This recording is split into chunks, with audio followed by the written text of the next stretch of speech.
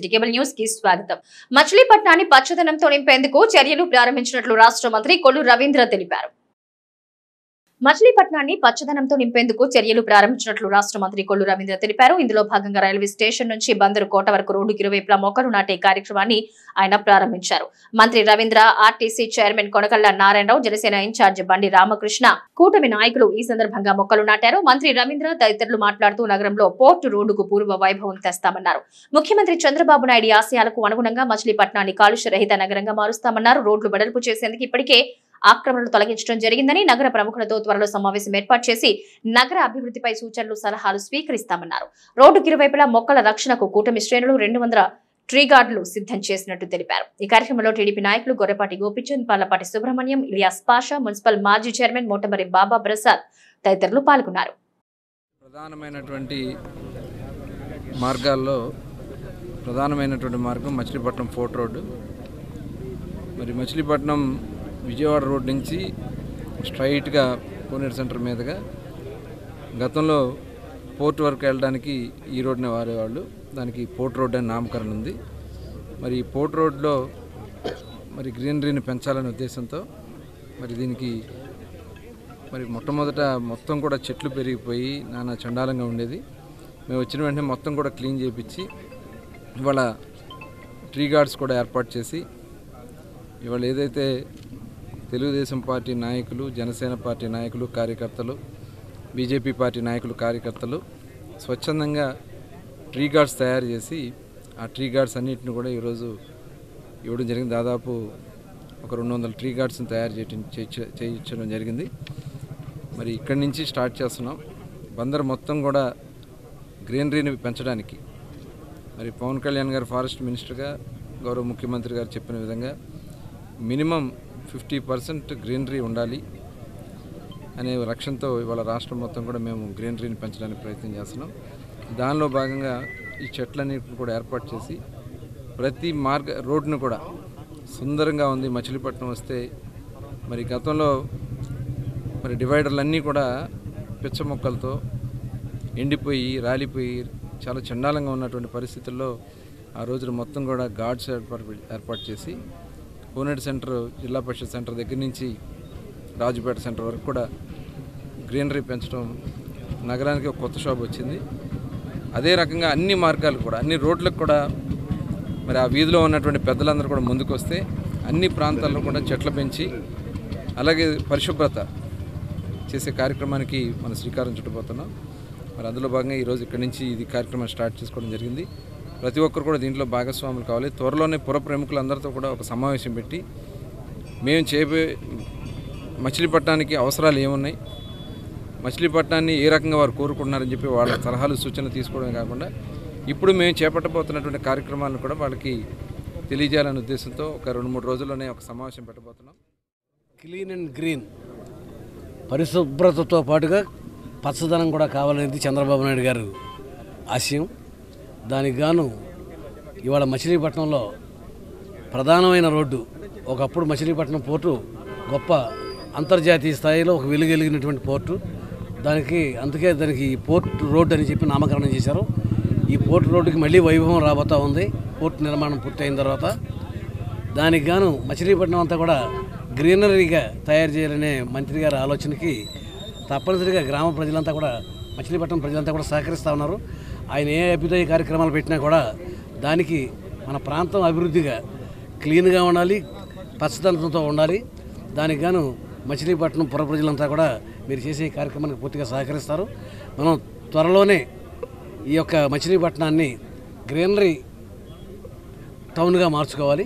దానికి గాను ప్రజలందరినీ కూడా సహకరించవలసిందిగా గౌరవనీయుల మంత్రివర్యులు, ఆర్టీసీ చైర్మన్ కొనకళ్ళ నారాయణరావు గారు, జనసేన, తెలుగుదేశం, బీజేపీ కార్యకర్తలు, నాయకులు అందరూ కూడా పెద్ద ఎత్తున ఈ రోజున క్లీన్ అండ్ గ్రీన్ కార్యక్రమాన్ని ప్రారంభించారు. ఎందుకంటే చెట్లు లేకపోతే మొత్తం పొల్యూషన్ అయిపోద్దని ఇవాళ ఎక్కడ చూసినా కూడా మరి పెద్ద చంద్రబాబు నాయుడు గారు, పవన్ కళ్యాణ్ గారు చెట్లు నాటండి, ఎందుకంటే ప్రతి ఒక్కరు ఒక చెట్టు నాటండి ఎక్కడో సాట అని చెప్పి ఒక ప్రోగ్రామ్ని డిజైన్ చేశారు. దాని ప్రకారంగా అన్ని సార్లు ఈ రోజున చెట్లు నాటడానికి కంకణం కట్టుకున్నారు. మా ప్రజల నాయకులు, కార్యకర్తలే కాదు, ఉన్న ప్రజలందరూ కూడా మన ఇంటి ముందు, మన ఇంటి పక్కన అన్నీ కూడా చెట్లు నాటడం వల్ల ఎంతో గ్రీనరీ. ఎండాకాలం దాని ఇలువ తెలుస్తుంది మనకి. ఒక చెట్టు కింద ఉన్నామంటే ఎంత చల్లగా ఉంటుందో మనకు తెలుసు. కనుక ఇవన్నీ కార్యక్రమాలు మనందరూ బాధ్యత. రోడ్డు మీదకి వచ్చేసి వెళ్ళే వాళ్ళకి వచ్చే వాళ్ళకి ఇబ్బంది లేకుండా ఈరోజు నాకు అనేక కొంతమంది ఇబ్బంది పడినప్పటికి కూడా దీనివల్ల మీరందరూ కూడా సంతోషంగా రేపొద్దున ఉంటారు. ఈ కార్యక్రమం అందరూ సహకరించాలని. దేశ శాంతి భద్రతలో కేంద్ర పారిశ్రామిక భద్రతా దళం ప్రముఖ పాత్ర పోషిస్తుందని జిల్లా కలెక్టర్ డికే బాలాజీ పేర్కొన్నారు. దేశ శాంతి భద్రతలో కేంద్ర పారిశ్రామిక భద్రతా దళం ప్రముఖ పాత్ర పోషిస్తుందని వారు సురక్షిత తీరం సమృద్ధి భారత్ లక్ష్యంగా చేపట్టిన సైకిల్ ర్యాలీ అభినందనీయమని జిల్లా కలెక్టర్ డికే బాలాజీ పేర్కొన్నారు. నగరంలో జిల్లా పరిషత్ కన్వెన్షన్ హాల్ ప్రాంగణంలో సముద్ర తీర సైకిల్ ర్యాలీని జిల్లా కలెక్టర్ అదనపు పోలీస్ అధికారి సత్యనారాయణతో కలిసి జెండా ఊపి ప్రారంభించారు. అంతకుముందు ర్యాలీలో పాల్గొన్న సిఐఎస్ఎఫ్ సిబ్బందిని జిల్లా కలెక్టర్ అభినందిస్తూ వారు చూపుతున్న దేశభక్తి అంకిత భావం ప్రశంసనీయమన్నారు. ఈ ర్యాలీ చీరాల, ఒంగోలు, కావలి, నాయుడుపేట సముద్ర తీర ప్రాంతాల మీదుగా తమిళనాడులోని కన్యాకుమారికి చేరుకోనుంది. సైకిల్ ర్యాలీలో 50 మంది సిఐఎస్ఎఫ్ సిబ్బందితో కలిసి జిల్లా కలెక్టర్ అదనపు ఎస్పీ నగరంలో 3 స్తంభాల సెంటర్ వరకు సైకిల్ తొక్కుతూ వారిని ఉత్సాహపరిచారు. ఈ సందర్భంగా జిల్లా కలెక్టర్ మీడియా ప్రతినిధులతో మాట్లాడుతూ సిఐఎస్ఎఫ్ దేశం నలుమూలల అంతర్గత పరిరక్షణలో ప్రముఖ పాత్ర పోషిస్తుందన్నారు. దేశంలో అత్యున్నత ప్రమాణాలతో భద్రతను అందిస్తున్న పారామిలిటరీ దళం సిఐఎస్ఎఫ్ అని కొనియాడారు. ఈ ర్యాలీ కోల్కతా నుంచి మొదలై తమిళనాడులోని కన్యాకుమారి వరకు సముద్ర తీర ప్రాంతాల్లో సాగుతుందన్నారు. ఈ కార్యక్రమంలో సిఐఎస్ఎఫ్ డిప్యూటీ కమాండెంట్లు వినీత్ కుమార్, ప్రభాకర్, షెఫ్ దేవాంగన్, అసిస్టెంట్ కమాండెంట్ అరవింద్ శర్మ, పలువురు సిఐఎస్ఎఫ్ సిబ్బంది పాల్గొన్నారు. जैसा कि भारत में 250 से अधिक बंदरगाहों का घर है, जिसमें से कि 75 एग्जिम पोर्ट हैं, जो कि भारत के 95% व्यापार को जो संचालित करते हैं. इन पे हमेशा जो है आतंकवादियों का स्मगलिंग का खतरा बना रहता है. सीआईएसएफ पिछले 50 वर्षों से पोर्टों की सुरक्षा के साथ साथ जो तटीय स्थल हैं, जैसे कि परमाणु ऊर्जा केंद्र, शिपयार्ड की सुरक्षा कर रही है. सीआईएसएफ ने अपने 56वें स्थापना दिवस पर इस साइकिल रैली का आयोजन किया, जो कि 25 बल सदस्य की टीम बनाई गई है, जो कि पूर्व और पश्चिम दोनों तटों से एक साथ 7 मार्च को शुरू हुई है. पूर्वी तट में बखाली पश्चिम बंगाल से तथा पश्चिम में लखपत गुजरात से दोनों शुरू होकर 31 मार्च को स्वामी विवेकानंद मेमोरियल कन्याकुमारी पर ख़त्म होंगी. इस रैली का उद्घाटन हमारे गृह एवं सहकारिता मंत्री द्वारा 7 मार्च को सीआईएसएफ आरटीसी आराकोणम से वर्चुअली किया गया है. इस साइकिलोथॉन का उद्देश्य तटीय स्थल पर रहने वाले लोगों को राष्ट्रीय सुरक्षा के प्रति सहज तथा तस्करी जैसे कि ड्रग्स, विस्फोटक, हथियारों के बारे में जागरूक करना है. इस रैली के माध्यम से हम युवाओं को जो है ड्रग्स के बारे में जागरूक कर रहे हैं. साथ ही साथ ये रैली अभी तक 1400 किलोमीटर से ज़्यादा जो अपनी यात्रा पूरी कर चुकी है और इसमें हज़ारों लोगों को जो है रैली के द्वारा इनके प्रति దినోత్సవం సందర్భంగా వాళ్ళు కాశ్మీర్ టు కన్యాకుమారి సైకిల్ యాత్ర చేస్తూ ఈరోజు మన కృష్ణా జిల్లా మచిలీపట్నం హెడ్ క్వార్టర్కి రావడం జరిగింది. వీళ్ళ ఉద్దేశం ఏంటంటే సిఐఎస్ఎఫ్ కోస్టల్ ఏరియాలో, పర్టికులర్లీ ఈసారి కోస్టల్ ఏరియాలో సెక్యూరిటీ పరంగా ఇటువంటి స్మగ్లింగ్ కార్యక్రమాలు, ఇట్లా కార్యకలాపాలు ఏమైనా ఉంటే వాటిని నిరోధించడంలో సిఐఎస్ఎఫ్ పాత్ర ఎంతవరకు ఉంటుంది, ఈ లోకల్ పోలీసులకు పూర్తిగా సపోర్ట్ చేస్తే ఎలా ఉంటుంది ఏంటని చెప్పేసి అందరికీ తెలియజేయాలనే ఉద్దేశంతో ఈ ర్యాలీ ఏర్పాటు చేయడం జరిగింది. ఈ ర్యాలీ ఇలాగే వీళ్ళు కంటిన్యూగా బయలుదేరి ఇక్కడ నుంచి కన్యాకుమారి వరకు ఈ సైకిల్ యాత్ర చేసుకుంటూ వెళుతారు. ఈరోజు మన మచిలీపట్నంలో రాత్రి ఇక్కడ స్టే చేసి మళ్ళీ మార్నింగ్ బయలుదేరి వీళ్ళు ముందుకు అలా వెళుతూ మధ్యలో చీరాల, అలా ఒంగోలు, ఇలా ఈ కోస్టల్ ఏరియాని టచ్ చేసుకుంటూ వెళుతూ ఈ మధ్యలో కూడా అక్కడక్కడ స్టే చేస్తూ ఆగి ఈ సిఐఎస్ఎఫ్ పాత్ర ఇండస్ట్రియల్ సెక్యూరిటీలో ఎలా ఉంటుంది, అలాగే కోస్టల్ ఏరియాలో కూడా కోస్టల్ భద్రతలో కూడా వీళ్ళ ప్రాధాన్యం ఏముంటుంది అనేది అందరికీ తెలియజేస్తూ వెళుతూ ఉన్నారు.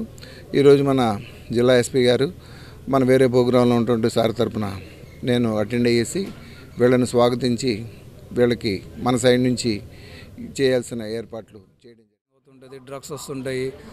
మళ్ళీ మనకి ఇప్పుడు ముంబై అటాక్స్ చూసుకున్నట్టయితే అక్కడ నుంచే టెర్రరిస్ట్ వచ్చి అటాక్ చేశారు. సో ఇలా ప్రజలలో కొంచెం అవగాహన క్రియేట్ చేసుకుంటూ వెళ్తారు. వాళ్ళు కూడా దేశ ప్రగతికి వాళ్ళ వంతు తోడ్పడతారు. అందుకని చాలామందిని జాగృతం చేసుకుంటూ వాళ్ళ అవేర్నెస్ క్రియేట్ చేసుకుంటూ వచ్చాము ఇక్కడి వరకు. అండ్ వీటితో పాటు కొన్ని మిగతా ఏంటంటే ఇది మన government of India fit India movement అని స్టార్ట్ చేసింది. సో దీని ప్రకారము మనం అందరం ఫిట్గా ఉండాలని అదొక ముఖ్య ఉద్దేశము. అండ్ దాని తర్వాత యాంటీ డ్రగ్స్ ఇవాళ రేపట్లో చాలామంది అన్ఎంప్లాయ్మెంట్ కారణంగా దేని గురించి అయినా కానీ వాళ్ళు చాలా ఎక్కువ డ్రగ్స్కి అలవాటు పడుతున్నారు. దానికి యాంటీ స్మగ్లింగ్ అదొక ముఖ్య ఉద్దేశము. అండ్ మరో చాలా ఇంపార్టెంట్ ఉద్దేశం ఏంటంటే పర్టికులర్లీ మారుమూల ప్రాంతాలలో ఆడపిల్లల చదువు గురించి కానీ, ఎందుకంటే మా టీంలో 50 మంది, ఈ టీంలో మొత్తం 125 మంది, దాంట్లో 75 మంది గుజరాత్ నుంచి కన్యాకుమారి వరకు వెళ్తున్నారు. మాది 50 మంది టీము, మేము ఇక్కడ బక్కాలి నుంచి కన్యాకుమారి వెళ్తున్నాము. సో దీంట్లో 8 మంది ఆడపిల్లలు ఉన్నారు. సో ఎక్కడికి వెళ్ళినా వాళ్ళని ముందు పెట్టి వాళ్ళతో ఇంటరాక్ట్ చేయించి ఆడపిల్లలతోటి. 3వ డివిజన్ పరిధిలోని వలంతపాలెంలో చలివేంద్రాన్ని జనసేన ఇన్ఛార్జ్ బండి రామకృష్ణ ప్రారంభించారు. 3వ డివిజన్ పరిధిలో వలంతపాలెంలో చలివేంద్రాన్ని జనసేన ఇన్ఛార్జ్ బండి రామకృష్ణ ప్రారంభించారు. వలంతపాలెంలో దివంగత వంగవీటి రంగా విగ్రహం వద్ద ఏర్పాటు చేసిన ఈ చలివేంద్రంలో ప్రజలకు మజ్జిగ పంపిణీ చేశారు. వేసవి సందర్భంగా డివిజన్ జనసేన ఇన్ఛార్జ్ ఊస చంటి ఆధ్వర్యంలో ఈ చలివేంద్రాన్ని నెలకొల్పారు. వేసవిలో చలివేంద్రాలు ప్రజలకెంతో ఉపయుక్తంగా ఉంటాయని ఈ సందర్భంగా బండి రామకృష్ణ అన్నారు. ఈ కార్యక్రమంలో జనసేన నాయకులు గడ్డం రాజు, వంపుగడల చౌదరి, ఘంటా సురేష్, పొన్నూరి శేఖర్ తదితరులు పాల్గొన్నారు. మచిలీపట్నం 3వ డివిజన్లో ఓసా సంటి గారి ఆధ్వర్యంలో జనసేన పార్టీ నాయకులు, కార్యకర్తలు అందరూ కూడా ఈ రోజున రంగా గారి విగ్రహానికి పూలమాలలు వేసి ఆయన ఆశయం ఒకటే, పేదవాళ్ళకి సహాయం చేయండి, బలహీన వర్గాలని ఆదుకోండి. మార్చిలోనే ఎండలు విపరీతంగా ఉండటం వల్ల దారామట వెళ్ళే ప్రజలందరూ ఇబ్బంది పడుతున్నారు. బాటసార్లు అలాగే పేద ప్రజలందరూ కూడా ఇవన్నీ దృష్టిలో పెట్టుకుని ఈ రోజున మా యొక్క నాయకుడు ఓసా సంటి గారు ఆధ్వర్యంలో ఇక్కడ జన సైనికులందరూ కూడా మజ్జిగ ఏర్పాటు చేశారు. ఎందుకంటే ఇది మనం పేదవాళ్ళని ఆదుకుంటమే మన యొక్క పార్టీ ఆలోచన, జనసేన పార్టీ. మా నాయకుడు పవన్ కళ్యాణ్ గారి ఆలోచన కూడా అదే. మేము కూడా ఈ నెలాఖరు నుంచి ఆ పార్టీ ఆఫీస్ దగ్గర మజ్జిగ ఏర్పాటు చేస్తాం. మళ్ళీ అలాగే 49వ డివిజన్లో వడ్డీ చిరంజీవి గారు కూడా ఈ నెలాఖరు లోపు ఆయన కూడా మజ్జిగ ఏర్పాటు చేస్తున్నారు. ఎందుకంటే మజ్జిగ ఏర్పాటు చేయడం వల్ల మజ్జిగ అవ్వగానే మినరల్ వాటర్ కంటిన్యూగా ఇస్తారు. ఈ యొక్క ప్రజలందరూ కూడా ఈ యొక్క మంచి అవకాశాన్ని సద్వినియోగం చేసుకోవాలని కోరుకుంటున్నాను. మచిలీపట్నం నగరపాలక సంస్థ పరిధిలోని వలందపాలెం 3వ డివిజన్లో ఊచా చంటి గారు కొన్ని దశాబ్దాలుగా ఇక్కడ రంగాగారి విగ్రహం దగ్గర చలివేంద్రాన్ని ఏర్పాటు చేస్తున్నారు.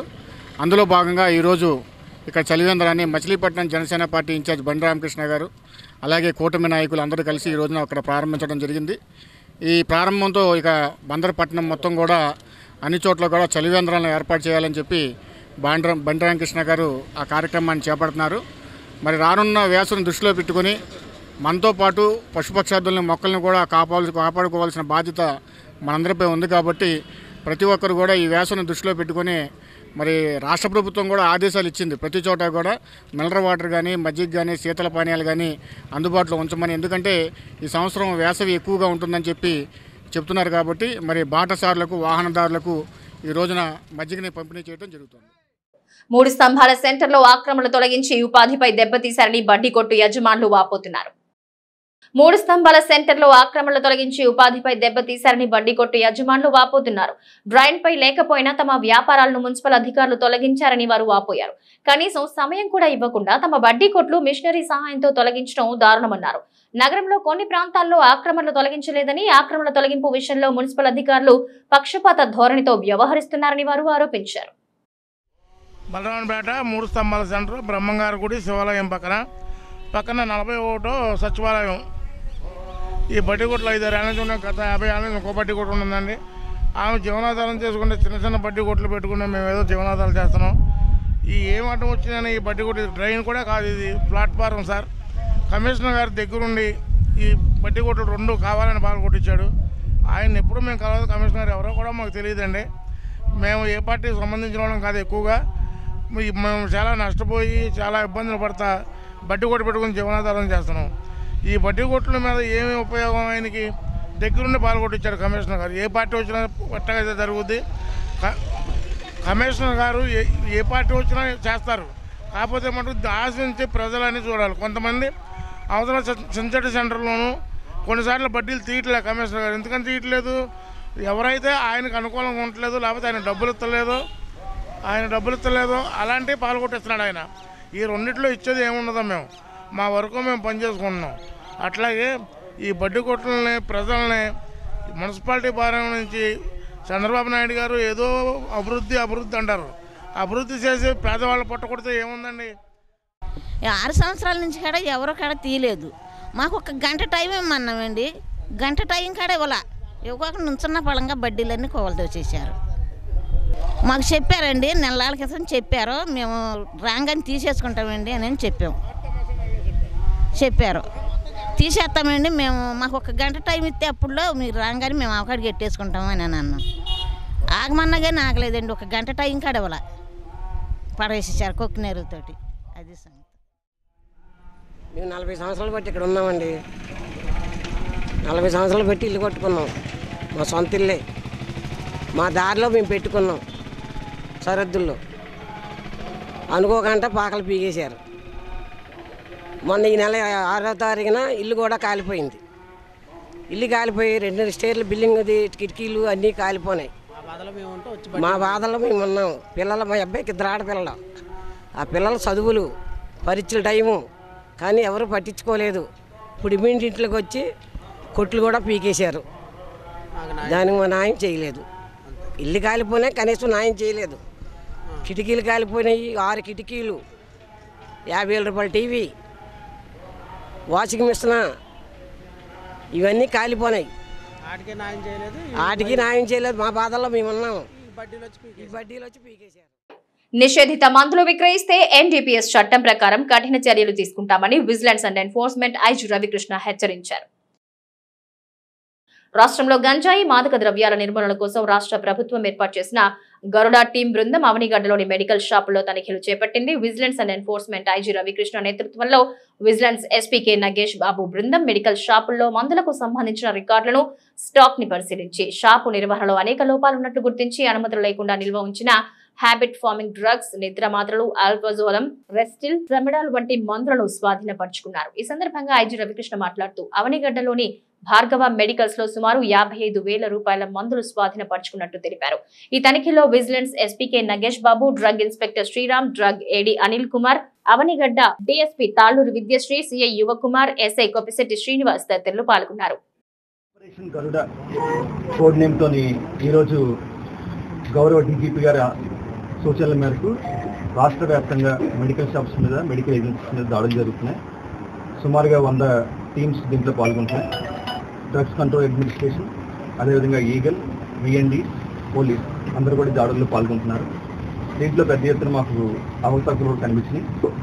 ఈరోజు అవనగడ్డలోని మెడికల్ షాప్లోని సుమారుగా 55,000 సంబంధించిన ట్రెమిడాల్ ట్యాబ్లెట్స్ గత 2 సంవత్సరాలుగా ఇది విక్రయించడం ప్రిస్క్రిప్షన్ లేకుండా, ఇది ఎన్డీపీఎస్ చట్ట ప్రకారం కూడా కఠినమైన నేరం, అది కమర్షియల్ క్వాంటిటీ కింద వస్తుంది. అదేవిధంగా ట్రెమిడాల్ ఇంజెక్షన్స్, అల్ట్రాజోలం, ఇంకా ఇతరత్ర విషయాలు కూడా చాలా వైలేషన్ దీంట్లో కనిపించింది. దీంట్లో విస్తృతంగా దర్యాప్తు చేసి ఎన్డీపీఎస్ చట్టం ప్రకారం కేసులు నమోదు చేయబోతున్నాం. ఎన్డీపీఎస్ చట్టం ప్రకారం మీకు 10 సంవత్సరాల నుంచి 20 సంవత్సరాల వరకు కూడా జైలు శిక్ష పడే అవకాశం ఉంటుంది. రాష్ట్రంలో ఉన్న మెడికల్ షాప్స్, ఏజెన్సీస్ అందరికీ కూడా ప్రత్యేకంగా హెచ్చరిస్తున్నాం. ఎటువంటి పరిస్థితుల్లో కూడా ప్రిస్క్రిప్షన్ లేకుండా ఏదైతే ఎన్ఆర్ఎక్స్ డ్రగ్స్ ఉంటాయో వాటిని విక్రయించొద్దని ప్రత్యేకంగా వాళ్ళందరూ కూడా మేము హెచ్చరికలు జారీ చేస్తున్నాం. భవిష్యత్తులో కూడా ఆపరేషన్ గరుడలో భాగంగా విస్తృతమైన దాడులు జరుగుతాయి. అదేవిధంగా ఇలాగ హ్యాబిట్ ఫార్మింగ్ అయిపోవడం వల్ల ఈ ట్రెమిడాల్ కావచ్చు, అల్ట్రాజోలం కావచ్చు, ఈ ఇంజెక్షన్స్ కానీ ట్యాబ్లెట్స్ వల్ల చాలామంది యువత నష్టపోతున్నారు. యువత కూడా చాలా జాగ్రత్తగా ఉండాలి, వీటికి బానిసలు కావద్దని. ఇవి కూడా కన్జ్యూమర్స్ కూడా నేరం చేసే అవకాశం ఉంది కాబట్టి కన్జ్యూమర్స్ కూడా ఈ చట్ట ప్రకారం నేరస్తులు అవుతారు. వాళ్ళకి భవిష్యత్తులో ఉద్యోగాలు కానీ ఇవన్నీ వచ్చే అవకాశాలు తగ్గిపోతాయి. వాళ్ళందరూ కూడా అప్రమత్తంగా ఉండాలని ప్రత్యేకంగా అప్పీల్ చేస్తున్నాం.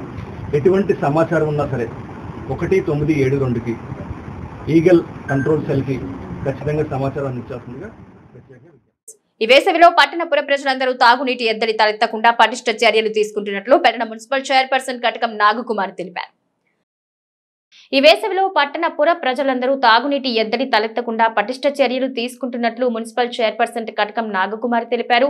పెడన పట్టణంలోని హెడ్ వాటర్ వర్క్స్ లో మినరల్ ఫండ్స్ ట్రస్ట్ 30 లక్షల విలువగల పనులను గత వైసీపీ ప్రభుత్వ హయాంలో జిల్లా పరిషత్ చైర్మన్ ఉప్పల హారికారాము ఆధ్వర్యంలో పురపాలక సంఘం అభివృద్ధి కొరకు మంజూరైన ఈ నిధులతో జరుగుతున్న ఫిల్టర్ బెడ్లు రిపేరు, కొత్త మోటార్లు, కొత్త వాల్వులు మార్చడానికి జరుగుతున్న పనులను సీనియర్ కౌన్సిలర్ కటకం ప్రసాద్ పరిశీలించారు. ఈ కార్యక్రమంలో మున్సిపల్ కాగిత రామాంజనేయులు, సచివాలయ సిబ్బంది మరియు వాటర్ వర్క్స్ సిబ్బంది తదితరులు పాల్గొన్నారు.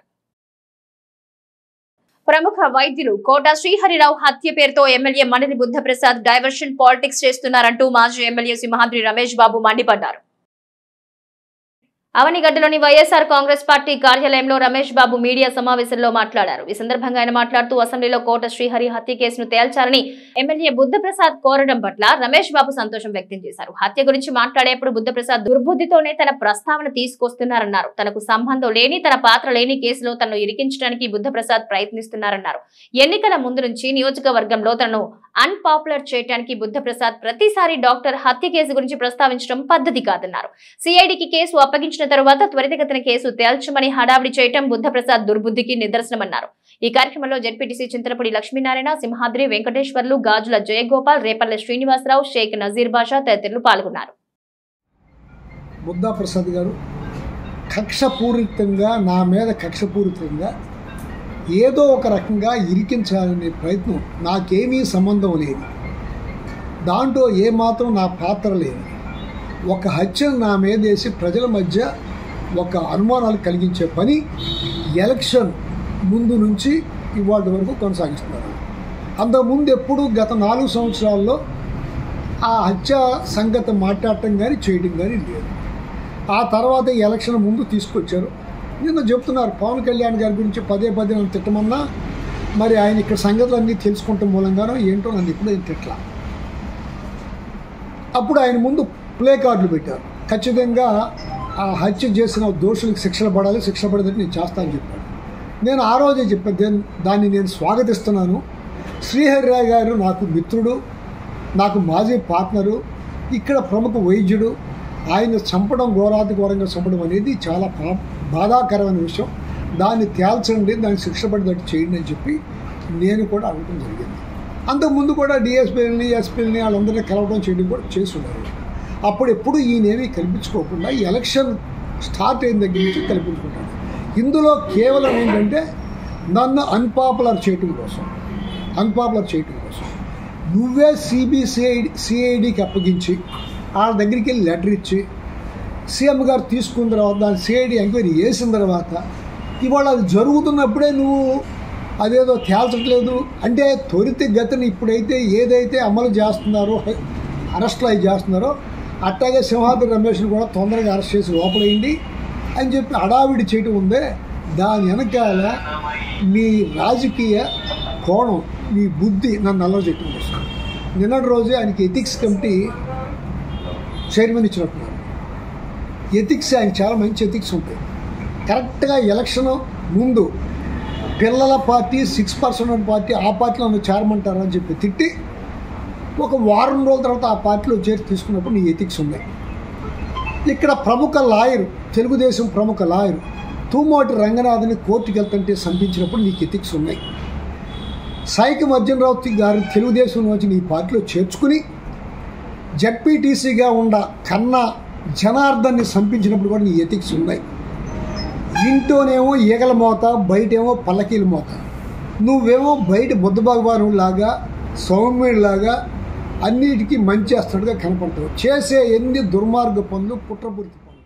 సిటీ కేబుల్ న్యూస్ సమాప్తం.